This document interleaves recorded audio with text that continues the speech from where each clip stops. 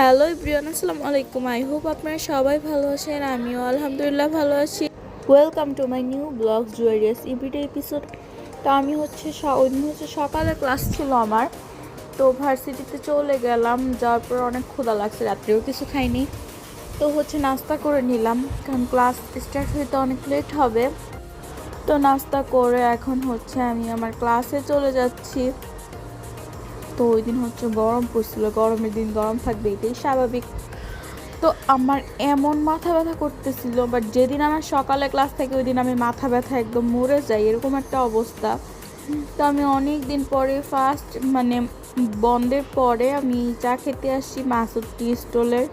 তো এই চা আমার খুবই খুবই ফেভারেট। আমি প্রতিদিনে চা না খাইলে আমার অবশ্য ভালো লাগে না। মাথা প্রচণ্ড ব্যথা করতেছিল, আরও 2টা ক্লাস আছে 3 ঘন্টার। সো এই জন্য চলে গেলাম চা খাওয়ার জন্য। তো এই তো ফাইনালি হচ্ছে আমার চা চলে আসছে।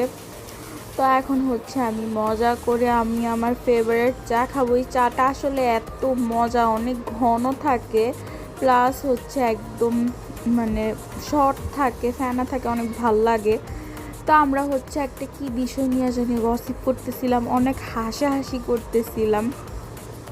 তো ওরা বলতেছে এটা আবার দিয়ে দিস না তোর ব্লগে, কী নিয়ে কথা বলতেছিলাম, বলছি যে না। তারপর হচ্ছে আমার একটা ছেলে ফ্রেন্ড আম খাচ্ছে, তো ওকে আমরা পচাচ্ছিলাম, ছেলেরা আবার টক খায় কীভাবে, এটা তো মেয়েদের খাওয়ার কথা।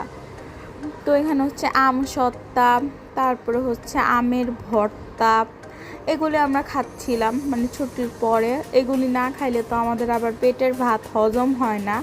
প্রতিদিনই আমাদের হচ্ছে কোনো না কোনো ভর্তা খেতে হয়। এই তো, আর আমার ভর্তা লাভার ফ্রেন্ড যদি সাথে থাকে তো ভর্তা না খেয়ে তো কোনো ওয়ে নাই। সো এই তো আমিও হচ্ছে আম ভর্তা আর হচ্ছে আম সত্তা খাচ্ছিলাম ওদের সাথে, ভালোই লাগতেছিল রোদ্রের মধ্যে টক খাইতে। তারপর হচ্ছে এই তো আমরা হচ্ছে বাসে উঠে গেলাম। তো বাসে উঠে সবগুলি আমার বলতেছে তুই ব্লগ করস না কেন? আমি বলছি মানুষ বাসের ভিতরেও বসে ব্লগ করে, ব্লগ কর। তারপরে এই তো সবার ভিডিও নিতেছিলাম, বলছি সবাই হাই দে আমার ব্লগের মধ্যে। তো ওরা সবাই হাই দিতেছিল, আর কতগুলি গার্লফ্রেন্ড বয়ফ্রেন্ডের ডরে মুখটুক লুকাই ফেলছে। তো যাই হোক, এখন হচ্ছে আমার তো মালাই দেখে আবার মালাই আইসক্রিম খেতে ইচ্ছা করছে। এটা হচ্ছে কুলফি, এটা না খেলে আমার আবার ভাল লাগে না, এটা দেখলে আমার খেতেই হয়।